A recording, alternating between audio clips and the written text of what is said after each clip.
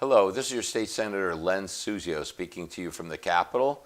I'm up here in our studios at the very top of the Capitol, and this is part of our continuing series of videos educating my constituents about issues and laws and people up here in Hartford and what they do. And today we have, I think, an extremely interesting guest. His name is Fran Carino. He's with the State Chief's Attorney's Office. And we're going to be talking about the juvenile justice system here in Connecticut. That's Fran's area of specialty and focus. Welcome to the show today, Fran. Good to be here, Senator. Thank you for being here. And as we were on warming up just before the show started, you were telling me you've been doing this for going on 40 years, you're telling me? Yes, I was the first full-time juvenile prosecutor appointed in Connecticut back in 1979. We didn't even have full-time prosecutors in juvenile court back then. If a probation officer had a particularly complicated or serious case or a case that needed to be tried, they would select an attorney in private practice, as I was at the time, from a list, and that attorney would come in and prosecute that one case, and that was it on a per diem basis. But in 1979, the state got some federal funds to create a program of full-time juvenile prosecutors, so I was the first one hired, and they made me the chief, and the program expanded since then. And then in 1996, we were moved from the judicial branch into the executive branch and into the Division of Criminal Justice, where the adult prosecutors are, and that's where we reside now. Okay, so you are, now I just want to make sure that the folks understand where you fit in the government structure here. So you're in the judicial department. Not any longer. No, okay. We're in the executive branch, okay, the Division of Criminal Justice, just like all the other adult prosecutors. Okay. And we're all either deputy assistant state's attorneys or assistant state's attorneys or supervisory assistant state's attorneys. So there's no real distinction between a juvenile prosecutor now and an adult prosecutor. We can move back and forth. Okay, and now you report to the chief state's attorney, or? I work in the chief state's attorney's office in Rocky Hill. Okay. My supervisor's the deputy chief, Len Boyle. Okay, and how many prosecutors are in the office in juvenile justice right now? Statewide, probably about 11 or 12. I'm not sure the exact number, but about that. Okay. Now, in 40 years, I guess you've seen a lot of change. Of course, you yourself were the beginning of that change, as you pointed out. You were the first full-time prosecutor for juvenile matters in Connecticut. And there's been a lot of changes in the law, too. But tell me, first of all, with respect to juvenile justice in Connecticut, let's talk about who qualifies as a juvenile, age-wise. Tell me about how that's handled. Well, for decades, the cutoff was 16. If you committed any type of an offense before 16, you were considered a juvenile. Anything after 16, you were considered an adult. Within the adult system, there's a category called youthful offender, which back then would have been a 16 or 17-year-old in the adult court. They got many of the same protections that a juvenile would get in juvenile court. Their hearings are confidential, their records are confidential. There was a maximum incarceration of 4 years, regardless of the seriousness of the crime, and you were eligible to get your record erased after 21. So that's been on the books in Connecticut for a long time.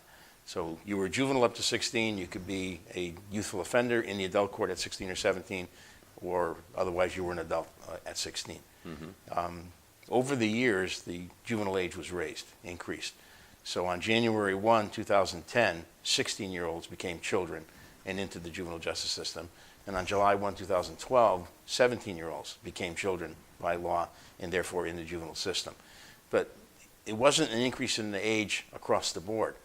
So if you're 16 or 17 and you commit a motor vehicle offense, you're still considered to be an adult. But if you commit a crime, you're considered to be a child, a juvenile. And so it's a little bit confusing, to say the least, for the police. If they stop a 16 or 17-year-old for driving through a stop sign, they're going to issue that kid an adult infraction ticket for failure to obey a traffic control sign. For that, the kid can either pay a fine or go to the adult court and contest the case. But if during the course of that traffic stop, the officer happens to see a little bit of marijuana on the center console, that kid's going to be charged with possession of marijuana. He'll be a juvenile on that charge. So he's going to be a child and an adult at the same time in the same case. The marijuana charge will go to the juvenile court where the kid lives. The traffic violation will go to the adult court where the offense occurred. So it gets a little bit confusing for the police. I can understand why, my goodness, what you're saying. Now, what about the degrees of crime, Fran? When a kid commits a very serious crime versus, let's say, a lesser, he goes for a joyride in a car, and versus someone who's involved with sexual assault, let's say, Can you clarify for people how the law treats juveniles Sure. for those matters? The crimes are all the same. Auto theft is the same for a juvenile as it is for an adult. But in the juvenile court, we'll handle just about every case that comes in. There are certain categories of offenses, the most serious, capital felonies, which we really don't have anymore, but Class A felonies, some Class B felonies, and arson murder. Those are very serious crimes. If a child is now 15 or older and they commit one of those crimes, they can be automatically transferred to the adult court, where they're treated like adults, and if they're convicted, they're sentenced as an adults to an adult facility.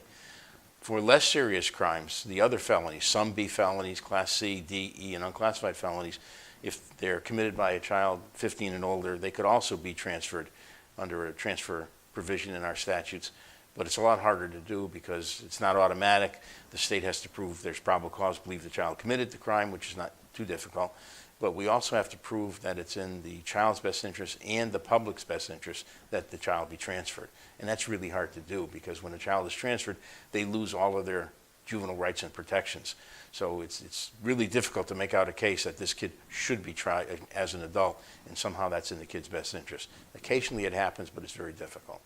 Now, that's something that changed only in the last couple of years, right? That treatment about it had to be both in the child's best interest and in the community's interest. Okay. So what was it before then, and roughly when did that new law come into effect? Before we had the automatic transfers where if the child was charged with certain specific offenses, they were automatically transferred.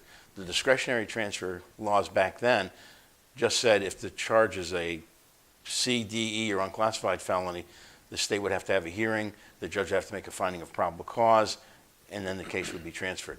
The best interest part came in around 2012. And at that point, the legislature inserted into the transfer law the requirement that the court find best interests of the child and the best interests of the community would not be served if the case was retained in juvenile court. So that puts a burden on the state to prove it's in best interest of the public, which is easy to prove because at that point the child probably has a considerable record and the charges are relatively serious, so that part's easy to prove. But to try to convince the judge that somehow it's in this kid's best interest that he or she be transferred to the adult court is difficult because it's a hard burden to meet. And have you seen the impact of this change in the law in any particular way? Has it manifested itself in the juvenile crimes and statistics? Yeah, I can't cite you specific statistics, but there was a significant drop in the number of discretionary transfers when that law went into effect. Because, like I said, it's virtually impossible to prove it's in the child's best interest that they be plucked out of the juvenile system and put into the adult system. So let's talk about the facilities that exist for juveniles versus adults. Can you just explain to the audience what kind of juvenile facilities there are versus the adult facilities? Yeah, in juvenile court, most of the kids end up as a sentence, or we call it a disposition, of being on probation supervision. That means they're closely monitored by a probation officer, and there's varying degrees of probation supervision. So for some kids, it's just periodic reporting to the probation officer. For other kids, it's more intensive supervision, if that's what the court and the probation department feel is necessary and appropriate. There's a lot of flexibility within the probation department, and we've got some really good probation officers who know how to deal with these kids. If the court finds that the programs available in the community under probation are not adequate to meet the child's needs or public safety needs, then the court would consider committing the child to DCF.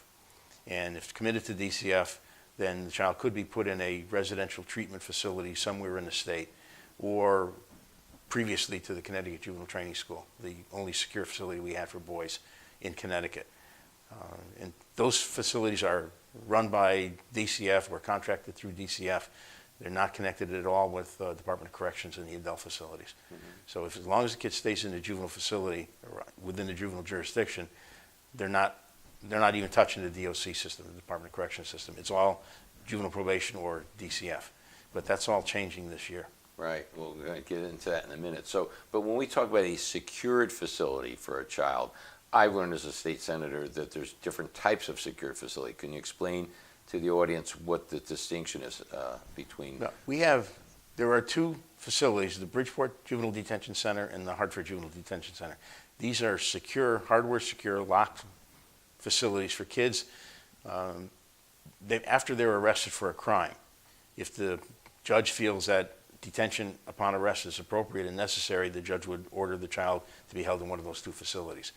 If a child is brought to one of the detention centers by the police with a court order, they would have a hearing the next day.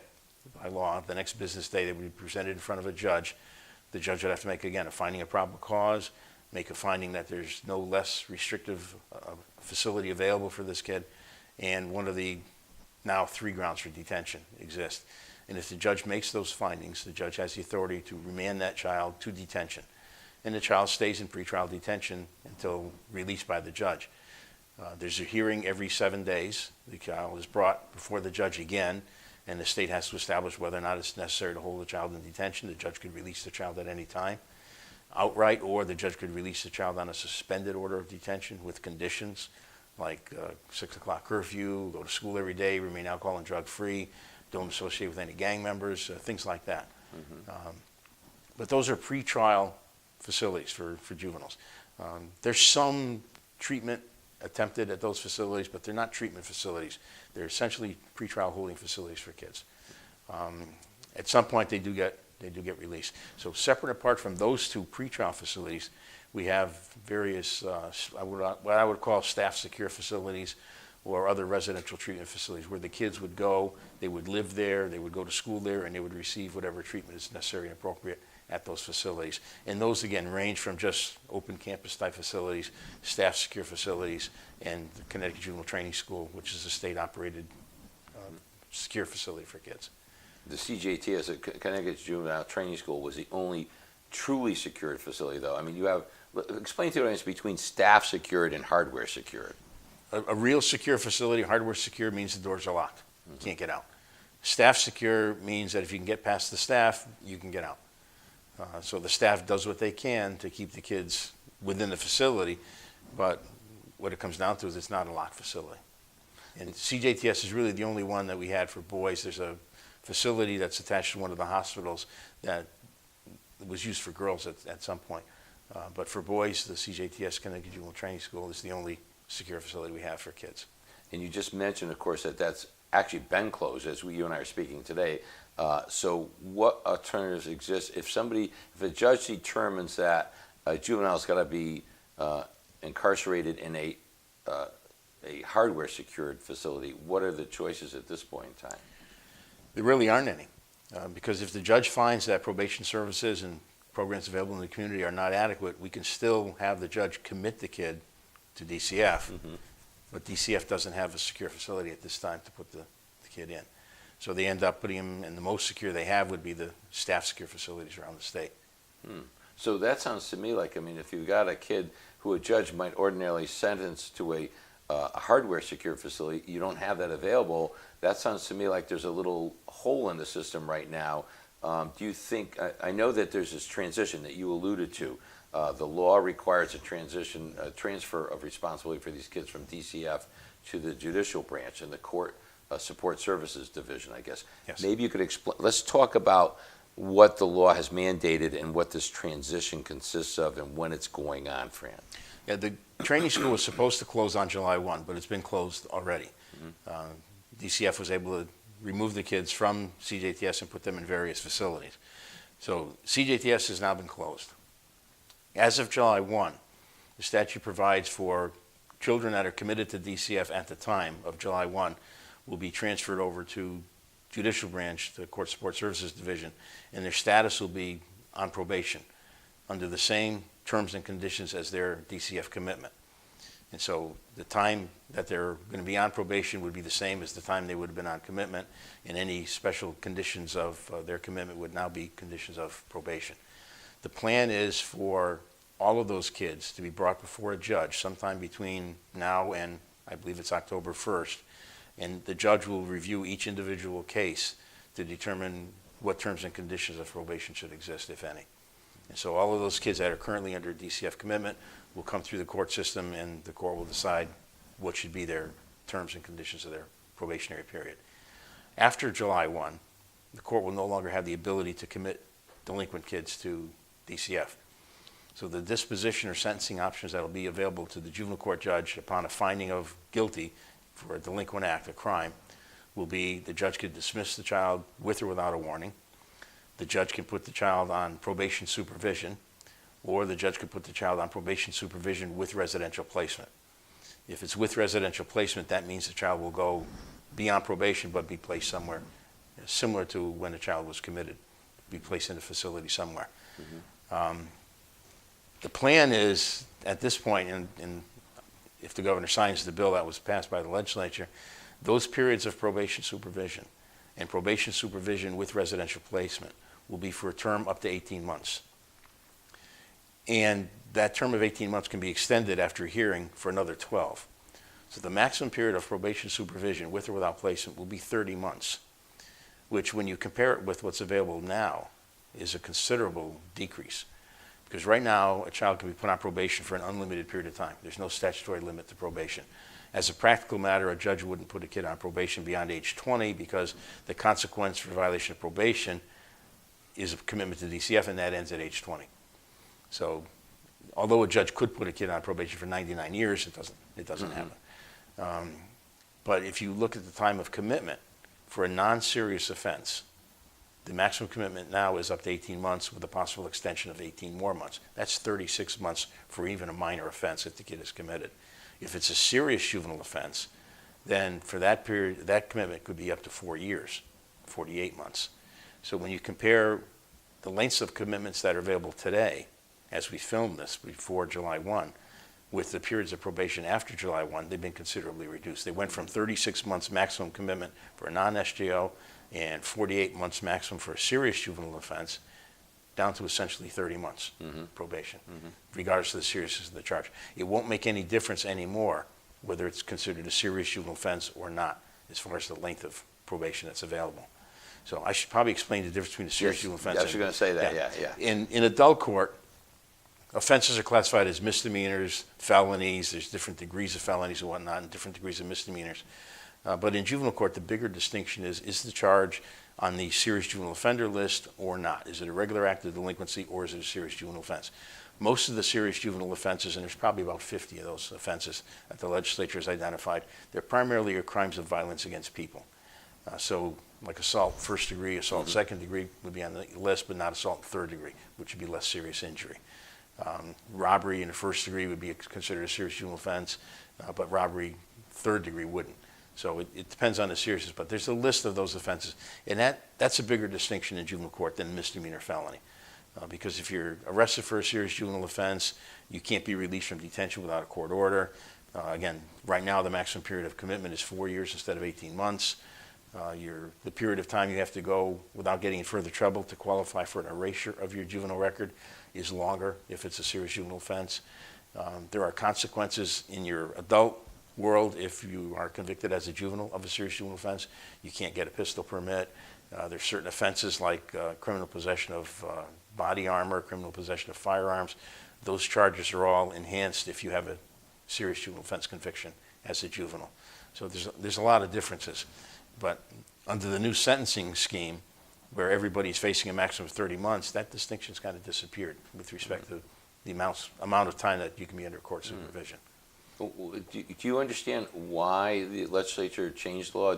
You may or may not agree with it, but I'm just curious as to if you can explain to the audience what the thinking was that changed the sentencing approach. No. This is the first. We have a guest who admits he doesn't know the answer. The logic escapes me why they want to reduce the amount of time that the court can work with these kids. Because commitments were rarely extended, but you always had the ability to extend an 18-month commitment for another 18 months. If DCF came in and said to the court toward the end of that first 18-month period, we need more time to work with this kid. What we're doing isn't having the effect yet that we want it to have. We need another 18 months. And the court, if the court felt it was necessary and appropriate in the interest of the child or the public safety, the court would extend that DCF commitment and give DCF another 18 months to work with the kid. Now that maximum of 36 months for non-serious offenses gets reduced to 30. And with an SJO, like I said, it used to be 48 months to work with the kid. That's reduced to 30 as well. So I can't explain why they did that, no. Now, you do sit on a committee up here called the JJPOC. Yes. The Juvenile Justice Program Oversight Committee. Juvenile Justice Policy and Oversight Committee, I believe it is, yeah. Okay, good. So you've been on it longer than me. You can explain that. I've been on it for 6 months, and I'm still learning and trying to figure out what it's all about. I know the JJPOC had some effect on the laws because they're a committee and they have their own bill. They recommend that the legislature pass, and I'm certain that they were behind some of these changes. Oh, yes. So why don't you explain to the audience what the JJPOC is, who sits on it, just not everybody, but just kind of broad sampling, and what its role is and what it does. JJPOC was actually started, or some variation of it was started a number of years ago when the whole issue of raising the juvenile age came about. That was primarily a recommendation out of that committee as well.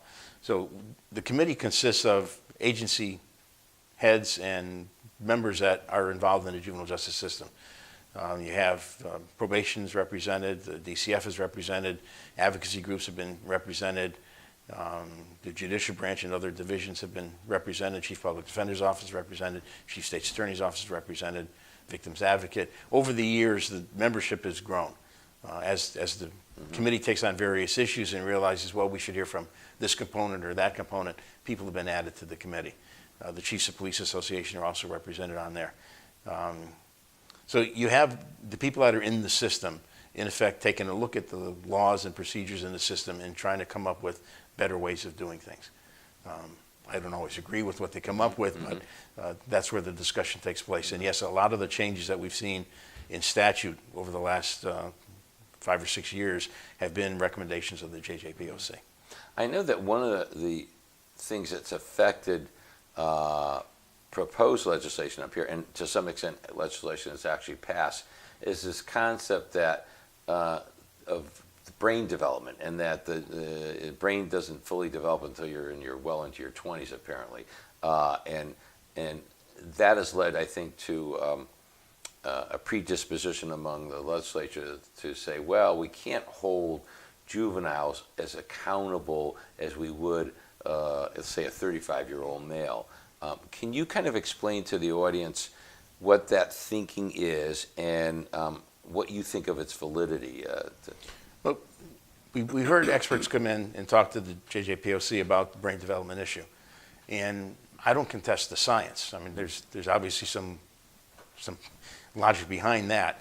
A child's brain is not fully developed at 16 or 17, and for some people it doesn't develop until they're in their 20s, and some people probably never fully developed. The problem I had with the concept, however, is, like I said, not the science, but the legislature's reaction to the science. That, okay, just because the kid's brain's not fully developed at 16 or 17, let's treat him like a 12, 13, 14, or 15-year-old if he commits a crime. And that's the part that I don't see the connection. I don't see, not the same connection that many of the JJPOC members see. Especially because, again, there's some logic missing here. If on the one hand, you're going to say if a kid at 16 or 17 shoplifts, his brain's not fully developed, so we're going to treat him like a child, well, then how can you say at the same time that 16 or 17-year-old can get a full-time job as a cashier in that store? That takes some responsibility, some maturity. But if they steal something from the store, they're treated like a child. Or driving a car. At 16 or 17, you're allowed to drive a car down the highway in public, posing a huge threat and risk to everybody involved, including the child. And that requires a certain level of responsibility and maturity. Yet at the same time, we're saying, well, but if you commit a crime, your brain's not fully developed, we need to treat you like a child. So it seems to me there's a lack of logic as far as being applied across the board. And even if you do think that a child should be handled differently at 16 or 17, number one, I'm not sure that means they should be handled like a 12, 13, 14, or 15-year-old. There's still a difference between a 12, 13, 14-year-old and 15-year-old and somebody who's 16 or 17. And when you look at the court system that I mentioned before, the adult system, we had that youthful offender program, which recognized that 16 or 17-year-olds shouldn't be treated exactly the same as an adult. And so they were given many of the same protections, like confidentiality, maximum penalties that could be imposed, and ability to get your record erased. All those factors were there in the youthful offender system that we had already. So my suggestion to the JJPOC back then, before we did raise the age, was why don't we just beef up the youthful offender provision that we already have in the adult court system, instead of making this huge change and creating a different, completely different juvenile justice system. Just change what you needed to change in the youthful offender program to accomplish what you want to accomplish. But I was in the minority, and that didn't work, and we got what we got, raised the age. Now, let me ask you, we have about 3 or 4 minutes, so I can't get into this in too much depth, but with the relaxation of the law, I'll describe it as a relaxation, and you tell me if you disagree with that. Have you seen any effect in terms of juvenile behavior itself in crimes? Do you see any kind of correlation between the two? I've seen it in the more serious cases.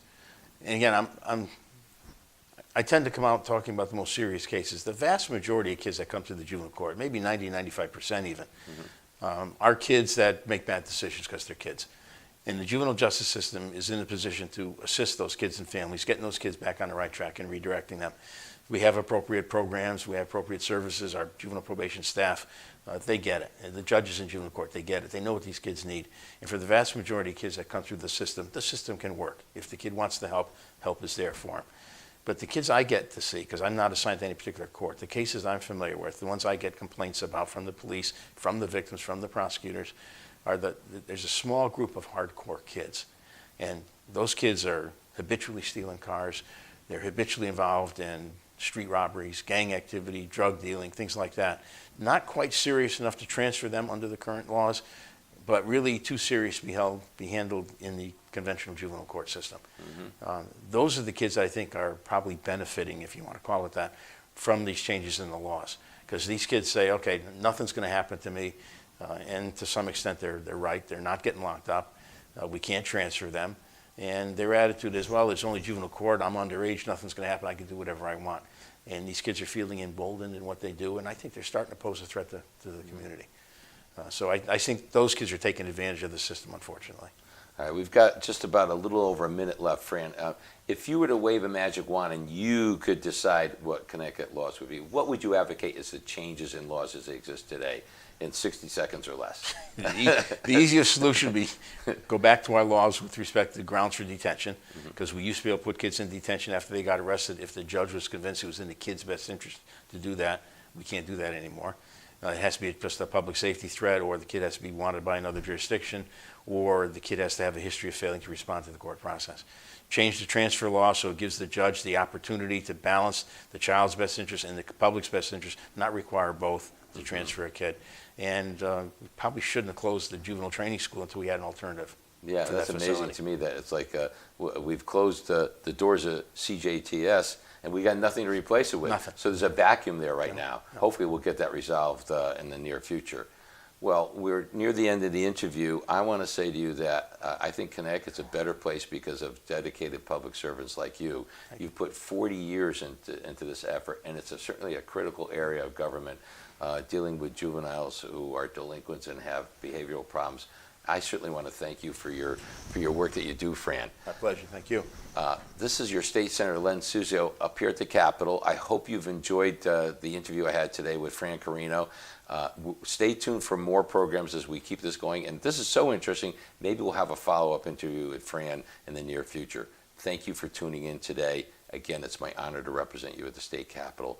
This is your State Senator Len Suzio saying thank you for joining us, and thank you for the honor of representing you in Hartford.